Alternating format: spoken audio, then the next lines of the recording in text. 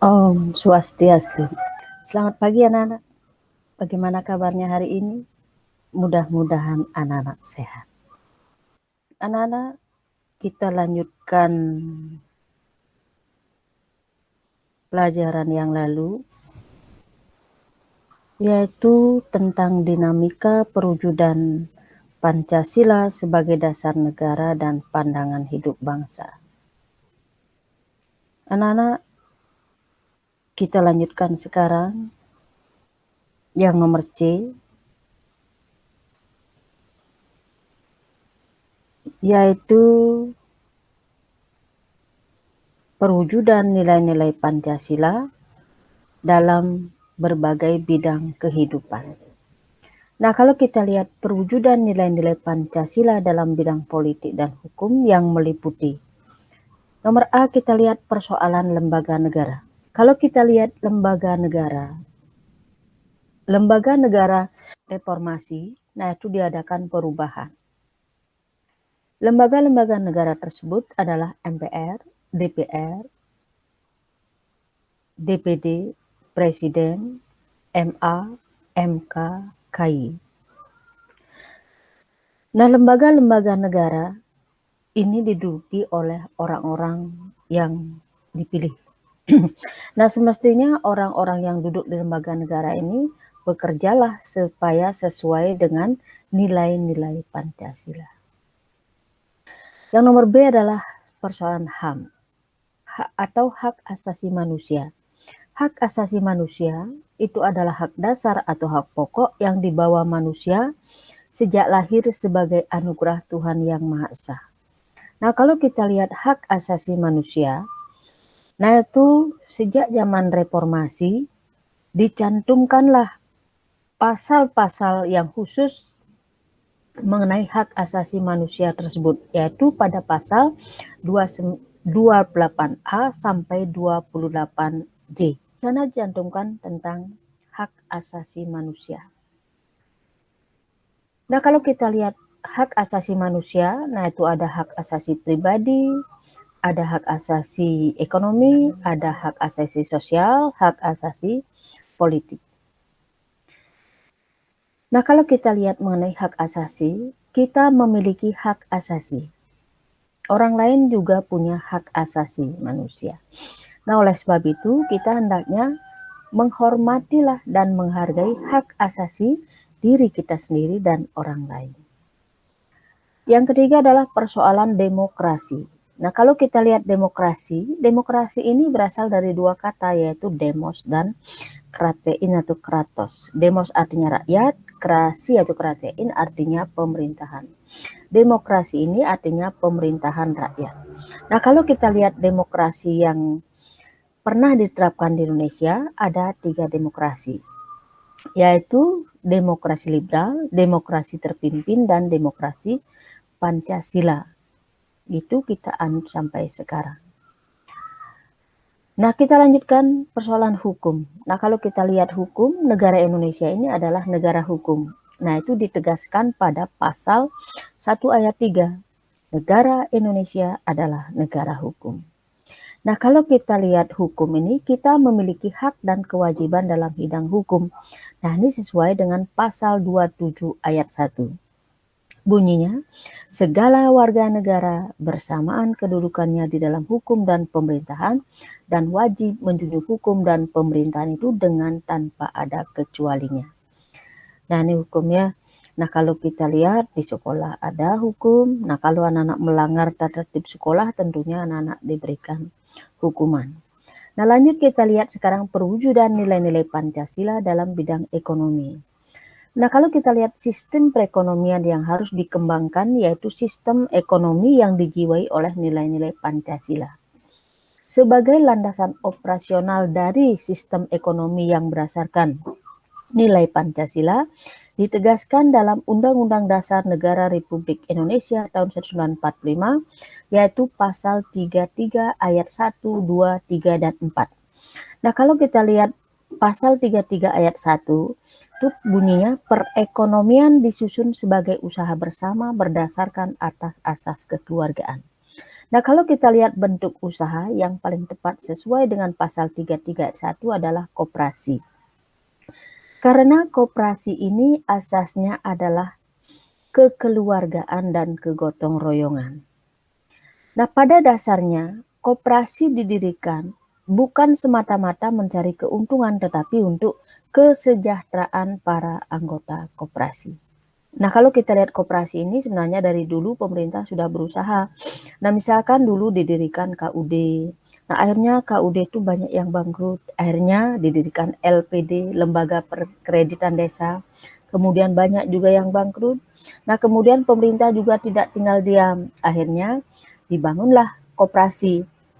Nah, koperasi bagaimana memajukan ekonomi kerakyatan dengan koperasi ini. Makanya kita hendaknya ikutlah bergabung dalam koperasi.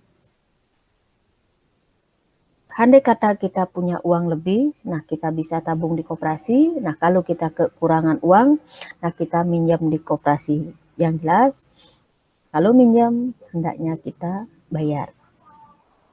Lanjut, 33 ayat 2. Cabang-cabang produksi yang penting bagi negara dan yang menguasai hajat hidup orang banyak dikuasai oleh negara. Nah, ini cabang-cabang produksi yang penting seperti PLN, Pertamina, perusahaan jawatan, perusahaan perjalanan, kemudian pos dan giro. Nah, itu semuanya dikuasai oleh negara dan dipergunakan untuk sebesar-besar kemakmuran rakyat. Nah, itu cabang-cabang produksi yang penting, negara yang menguasai. Nah, kemudian cabang-cabang produksi yang dianggap kurang penting diberikan kepada rakyat untuk mengelola. Nah, ini juga untuk menghidupkan ekonomi rakyat. 33 ayat 3.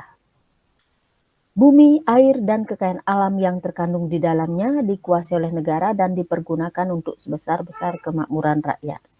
Nah, kalau kita lihat bumi, ya tanah, nah siapapun punya tanah, nah ini masih tetap dikuasai oleh negara. Buktinya kita bayar pajak. Siapapun yang bekerja, kemudian menghasilkan, hasilnya ini kena pajak. Nah, pajak ini yang merupakan penghasilan yang besar bagi negara kita. Nah, makanya kita sebagai warga negara hendaknya bayar pajak tepat waktu. Nah, itu. Nah, kemudian kalau kita lihat, nah kita lanjut sekarang nomor 3. Perwujudan nilai-nilai Pancasila dalam bidang sosial budaya. Sistem nilai sosial dan budaya masyarakat Indonesia harus dikembangkan sesuai dengan nilai-nilai Pancasila. Nah, kalau kita lihat mengenai kebudayaan atau budaya, nah sesuai dengan pasal 32, pemerintah memajukan kebudayaan nasional Indonesia. Nah, pada pasal 32 ini kita dianjurkan untuk memajukan budaya nasional. Supaya budaya nasional bisa maju, budaya daerahlah dulu dibangkitkan atau dimajukan. Nah, kalau kita lihat budaya-budaya ini, masing-masing daerah mempunyai budaya sendiri. Nah, seperti di Bali misalkan, tiap tahun dilaksanakan pesta seni Bali. Nah, ini tujuannya membangkitkan atau mengembangkan budaya-budaya daerah yang ada di Bali. Nah, seperti Jakarta misalkan Pekan Raya Jakarta. Nah, ini menampilkan budaya-budaya dari adat Jakarta ini. Nah, kalau budaya daerah sudah maju, berarti budaya nasional akan maju. Nah, bagaimana dengan budaya dari luar negeri? Nah, kita sebenarnya tidak bisa menutup diri dari budaya luar negeri.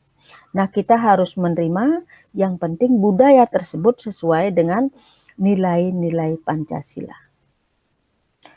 Lanjut kita lihat yang keempat, perwujudan nilai Pancasila dalam bidang pertahanan dan keamanan. Pembangunan dalam bidang Hankam secara tegas dinyatakan dalam Undang-Undang Dasar Negara Republik Indonesia tahun 1945, pasal 27 ayat 3 dan pasal 30 ayat 1. Nah, kalau kita lihat pasal 27 ayat 3, nah itu bunyinya, tiap-tiap warga negara berhak dan wajib ikut serta dalam usaha pembelaan negara. Dan pasal 30 ayat 1 bunyinya, tiap-tiap warga negara berhak dan wajib ikut serta dalam usaha pertahanan dan keamanan negara. Kalau kita lihat pasal 27 ayat 3, nah peran utamanya adalah Polri, masyarakat sebagai peran pendukung. Pasal 30 ayat 1, peran utamanya adalah TNI, masyarakat sebagai peran pendukung. Nah itu, kita lanjut sekarang. Usaha pertahanan dan keamanan negara di Indonesia dilaksanakan melalui sistem Hankam Rata. Hankam Rata itu adalah pertahanan dan keamanan rakyat semesta. Nah, disinilah rakyat berpartisipasi di dalam mengamankan negara kita. Nah, seperti di desa-desa, misalkan di Indonesia ini ada Hansip misalkan. Hansip inilah yang membantu keamanan masyarakat desa ini. Nah, kalau di Bali sekarang pecalang, nah itu termasuk juga partisipasi kita dalam pembelaan negara ini. Nah, yang jelas pembelaan dan pertahanan negara ini tugas seluruh rakyat Indonesia. Nah, bagaimana dengan anak-anak? Apakah anak-anak sudah berpartisipasi dalam pembelaan negara ataukah pertahanan negara? Ya, harusnya anak-anak di rumah misalkan bagaimana caranya supaya di rumah itu anak-anak aman. Supaya aman, anak-anak taatilah perintah atau aturan yang ada di rumah. Nah, kalau anak-anak sekolah, di sekolah ada tata tertib sekolah, anak-anak hendaknya patuhi tata tertib sekolah tersebut. Nah, kalau anak-anak sudah mentaati aturan atau tata tertib sekolah, sekolah kita akan aman. Nah, seperti anak-anak misalkan kan sering mendengar ada tawuran pelajar. Nah ini sudah bertentangan dengan pasal 27 maupun 30 ayat 1 tersebut. Nah, itu anak-anak, kita harus berpartisipasi dalam bidang pertahanan dan keamanan negara.